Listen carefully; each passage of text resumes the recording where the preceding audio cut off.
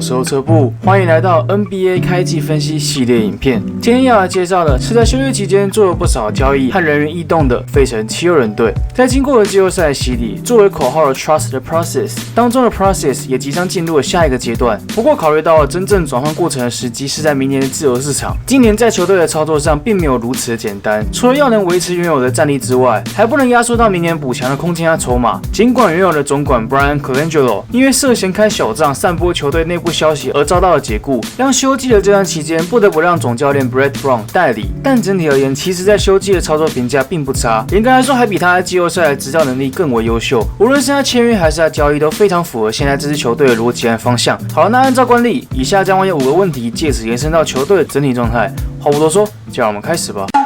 诚如前面所提到的，我个人对于七六人在休季的操盘的评价非常的好。谈论之前，我们先上一下球员的异动表。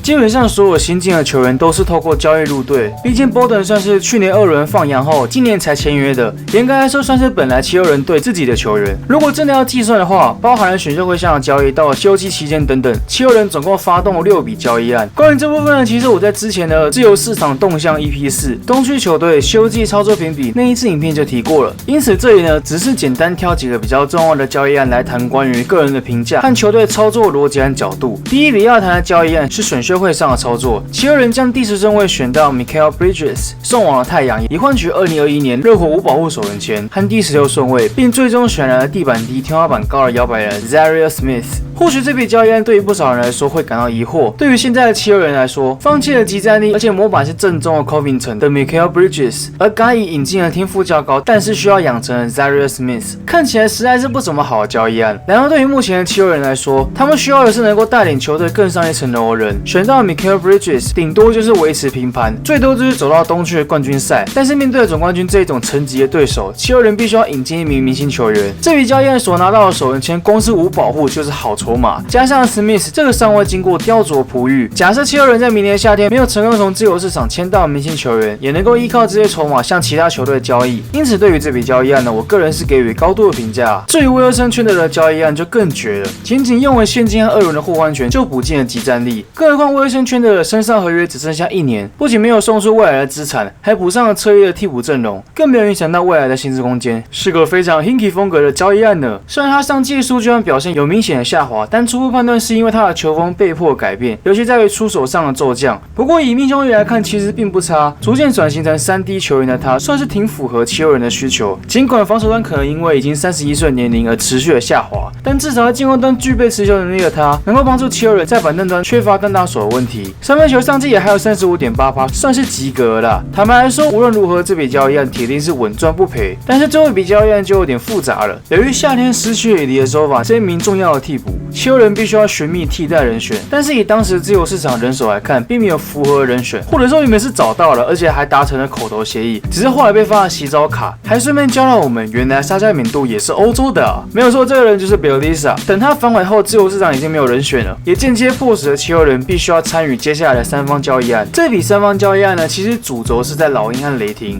围绕的主角则是 Carmelo Anthony 和 Dennis Schroeder。然而七六人在这个交易案当中所扮演的角色，根本就是圣诞老公公，仅为了一名有外线的常人 Mike Muscala， 就一口气把2个首轮侧翼球员分别送往雷霆和老鹰，帮助雷霆获得 Timothy Luwawu-Cabarrot， 以提升了侧翼的战力和轮值的深度，送给了老鹰防守端拼劲十足 Justin Anderson， 填补了他们在侧翼的潜力与战力的短缺。无论是何种情况和解释，还在走新秀4年合约的球员本身就是正资产。尽管我能理解球队的逻辑和策略，而拿回来的球员确实也是一个不错的战力，但个人在评价的部分可能就不会那么的高了。当然以换进来的 Muscala 的球风来说，上季场均出手3.2次，可以命中 1.2 颗三分球，命中率达 37.1%， 算是常人群中的中高标水准，底角三分命中率更是接近了50%，外线能力完全能够补上了失去Ilyasova缺口。防守端上呢，Muscala 有一个很有趣的数据可以参考，上季中锋在干扰对手3分出手比率超过30%的球员当中，Muscala 赫然出现在名单当中。事实上以他的防守和机动性来说，其实算是被低估了。尽管天赋和潜力上算是非常平凡的球员，然而基本功够扎实的他，以替补球员来说已经相当的够用了。一般常人时常出现奶油手和放枪问题，也很少出现在他身上，基本上就是一个稳定实用的好球员。而送出去的2名侧翼的球员本身并不在轮值的名单，在七六人交易进威尔森圈的了之后，确实很难有这2个人的上场时间。鲁王 Cabral 在第2年的成长不进反退 ，Anderson 外线的进攻依旧不够稳定。以目前球队阵容的考量来看，确实是可以割舍的。尽管对于七六人来说，持有这2人的鸟权对于未来还是有些用处，至少他们最低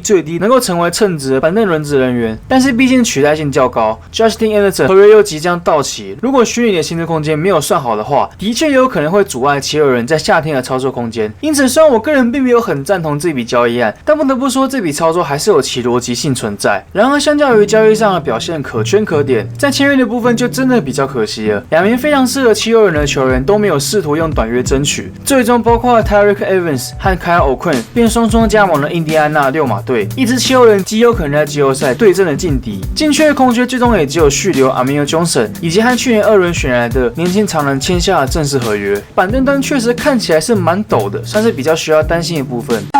在去年选进了状元 Markelle Fultz 之后，我个人其实不断的强调他对于七六人的重要性，即使他最终整季报销，甚至还得了投篮失忆症。而七六人在没有他的情况下，也打进了季后赛第2轮，这样看起来好像七六人真的不太需要他一样。但事实上，Fultz左右了七六人是否能够更上一层楼的命运。阵容上缺乏了强力的持球点和单打手，以及第2的控球者和组织者，正是七六人的软肋。而模板是 James Harden 的 Fultz 非常符合这个需求，当然这需要一定时间的磨练和养成。以新球季的定位来说，Fultz预计将会从板凳出发，并且拥有一定的持球和出手权。个人认为，现在的 Fultz 需要先把进攻端练出来，尤其在持球能力和投射端。更换了投篮训练师之后，他的姿势已经做了修正，预期在新赛季将能看到他尝试更远距离的跳投。至于组织和控球部分，则预计会交由 TJ McConnell 来负责。或许还有机会可以看到 Ben Simmons 和 Fultz 联手的画面。其实，在还没有投篮失忆症的疑云之前，Fultz 在选前被誉为该届成熟度和球技皆属上乘的水平。尽管相比之下并没有特别突出的单项体能，但整体部分都在顶尖的水准之上。大学时期主要的得分手段多半是依靠熟练的变向和变速，以及快速的第一步造成进攻威胁。比起同期其他球员来说，Fultz的打法更接近老球皮的风格。视野方面，以控球来说算是及格以上，尤其在于全场推进的视野最为恐怖。唯独在半场的阵地战和挡拆进攻上的解读，算是 Fultz 必须要去增长的技能。理论上来说，Fultz 是一名能够在持球和无球转换自如的双能卫，上季受限的投篮姿势而丧失一大部分的无球接应。防守端呢，在硬体的设备上具备了64和69寸的身高臂展，除了偶尔会往神之外，并没有太多问题。这也是为何Fultz在该年被誉为状元的原因。各方面并没有太多明显的缺点。高中时期只有61寸的他，依靠了各种苦练，加上奇迹般的抽高，让他得到远超乎预期的回报和实力。唯一需要担心的是，大多数的新秀必须要学习的重点，也就是对于比赛节奏的掌控和判断。只是对于七六人来说，这件事并不急也急不得。Fultz在新赛季的定位预期将会不断的变动，七六人势必会不断的尝试把它加入各种战术的角色和元素。正如同前面所提到的，七六人的战术缺乏单打和持球突破点，但这不太可能会在开季那段期间立刻设计战术给 Fultz， 可能会先把它定位成禁区的无球跑位和空手的接应，以及持球切入的持球者。目前 Fultz 的投篮出手姿势虽然已经经过了大幅的调整，然而就我看来并没有到非常的流畅，尤其在于出手的顿点很容易会被干扰，明显的需要加快出手的速度，甚至是出手点提高。等到他适应了新的投篮姿势，而且外线能力回归之后，才可能会增加射手战术的设计给他。事实上，个人猜测，如果 Fultz 适应良好的话，最晚在明星赛后将能顶替 JJ Redick 的位置，担任2号位的先发球员，让七六人在进攻端多了更多的选择，防守端也多了一名能够防守后卫的球员。说真的，69寸的臂展呢，以后场来说其实也算非常恐怖了。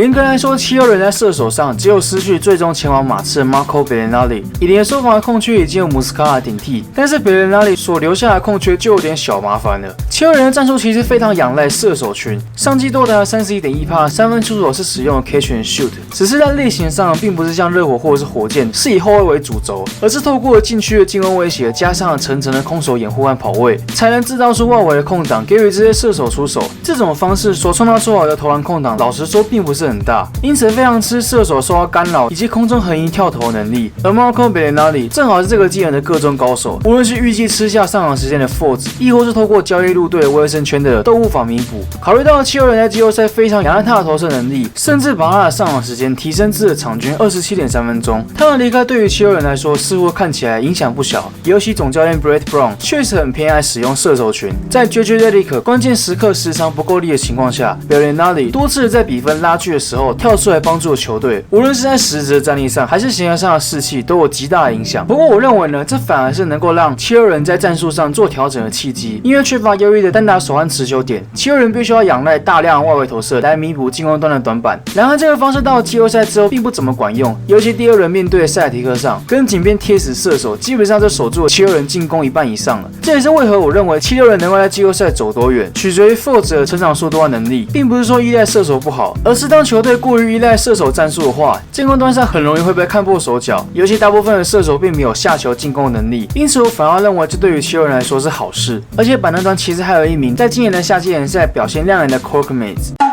先来谈Joel Embiid 好了，严格来说他的防守并没有太多的问题，篮板的保护上也算是联盟前段班的水准。然而进攻端就真的有很多的问题了。首先来谈谈他的三分能力，以每场出手 3.4 次的数字下 ，Embiid 的三分命中率仅只有 30.8%。最糟糕的是在于他的 catch and shoot 上任何数据都很悲剧，三分球更是只有 29.7%。在 wide open 防守距离6尺以上的情况下，命中率同样也是惨淡的 31.6%。我认为真正的问题是在于他实在太常做假动作了，很多时候在接到球的时候都会习惯往上比一下才投，其实他只要好好的直接出手就够了。再来就是处理球的部分，尽管场均能够缴出 3.2 次助攻，问题是场均的失误却是更高的 3.7 次。事实上 ，Embiid 在面对包夹的处理球意识并不是很好，上季多达74次的失误是传球失误，俨然是七六人进攻核心的他必须要打得更聪明。最后是犯规麻烦，身为攻防两端的枢纽和中心，场均高达 3.3 次的犯规绝对不是什么及格的数字，季后赛逼近4次的犯规更加夸张。考虑到了新赛季的替补常人战力堪忧的局面，希望他能够让自己在场上待久一点，无论是降低犯规麻烦还是受伤的次数都是。接着来谈谈 Ben Simmons 投射端的问题呢，相信不少人都知道。尽管例行赛本来大家都会退2-3步去防守，而 Simmons 依旧能够借由切入传导带动进攻，但是季后赛对上了塞尔迪克这种硬底子的防守体系 ，Ben Simmons 没有射程的缺陷便被无限的放大出来。老实说，我认为 Ben Simmons 下一季还不一定都需要立刻练出3分，只需要练出够稳的中距离能力即可，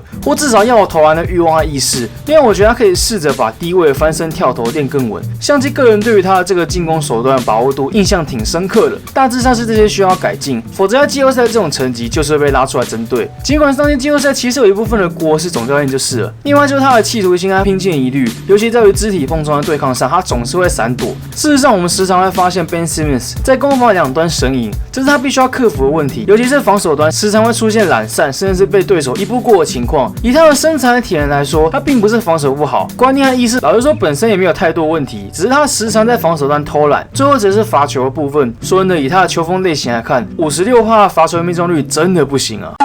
最近因为 Jimmy Butler 的交易流言频传的因素，总是会看到不少人认为七六人该做交易，总是会看到不少人把 Fultz 加入包裹里。但老实说，七六人不应该在今年做任何的交易，尤其这种丢出一堆筹码的选秀签去引进明星球员。原因很简单，七六人根本不急。前面曾经提过了，七六人在缺少 Fultz 的情况下，已经闯进了季后赛第2轮，因此很明显的，新的赛季就是要测试在战术的配置上加入了 Fultz 的元素和搭配。严格来说，新赛季才是 Fultz 第一个完整的赛季。该怎么打，会产生什么化学效应，搭配后有哪些缺陷等等，这一些必须要等到开季之后才能够验证。如果在经过1年实验之后符合原本预期的话，明年夏天再来做阵容上的更动和调整。假设最终的实验结果并不符合预期的话，同样也是明年夏天来决定是否要继续测试。这也是为何这2季的休季操作上，七六人很少有和球员签长约，因为对于七六人来说还不是时间。毕竟 trust the process 当中的 process 并不是含假的，透过养成和选秀建队的球队可不是只要摆烂黑暗个好几年就有好收获，哪可能那么简单啊？比起不上不下，而且使用拼装车的补强方式，打掉重建的方法不仅风险更大，而且必须要有耐心。即使已经确立好了建队基石和搭档，围绕建队的过程也必须要循序渐进。确实，七六人在上季已经打进了季后赛，许多球迷也认定了这支球队迟早能夺冠。但是现实并不是那么容易。公鹿在字母哥第1次打进季后赛的时候呢，同样也是有一堆的言论认为公鹿迟早会打进东冠。然而事实上这几年公鹿的状态根本是原地踏步。七六人确实实已经进入了下一个阶段，也就是引进明星球员，让球队提升到另外一个层级，就如同塞尔提克当时找来波登黑沃一样。然而这个时机点不能急也急不得，现在被视为第3舰队核心的 Fultz 好不容易能出赛，在重要的年轻球员尚未正式的搭配和磨合的情况下，贸然动刀的结果从来就没有好下场。因此，对于七六人来说，新赛季是一个过渡期，是一个需要经过许多测试的一季。明年的自由市场成为自由身的明星几乎是近年来最多的，整体的实力也非常有可能撼动联盟战力的版图，算是把薪资空间赌下去签明星球员的恰当时机。以锋线摇摆人来看，一线球星就有 Kawhi Leonard、Jimmy Butler、Kevin Durant 和 Klay Thompson， 刺激一点的也还有 Chris Middleton、Tyreke Evans 和 Harrison Barnes。这也是为何我认为七六人不应该急着在今年就丢筹码谈交易引进明星球员，明年的夏天七六人就能拥有可以直接裸签一张顶薪合约的薪资空间。如果我可以用原班的人马加上了这个薪资空间所签来的球员来搭配，这样不是比连测试搭不搭都没有便匆忙的交易进明星球员还要好吗？薪资空间或许被称作假议题，但是问题是，当你没有薪资空间去签人的时候，它就是阻碍球队获得强力资源的问题的，不是吗？总结来说，七六人在新赛季所面对的挑战并不少。伤愈过队的 Fultz 能够带给七六人什么？久违 MB 和 Ben Simmons 是否能够更上一层楼？战术设定和定位会有哪些修改？新总管上任之后对于七六人有何影响？季后赛能够走多远？以上都是值得去探讨、去期待的部分。身为球迷的我们，也只能期待新赛季赶快开打了吧。影片的最后来推荐一下粉丝专页，上一部影片忘记推荐公路了，这边顺便讲一下。如果你对于七六人球员的近况消息、花边新闻和战术讨论有兴趣的，推荐各位2个七六人迷所经营的粉专，分别是费城七六人主场以及费城七六人台湾应援页。公布部分除了可以追踪我的粉专之外，另外推荐陆迷丛林这个粉专。那影片的操作告个段落了，感谢各位的观看。如果你喜欢这部影片的话，请帮我按赞、订阅和分享。想要看到及时的资讯和看法的，欢迎到我的 FB 粉专或是 IG 上逛逛。我是后车部，我们下一部影片再见。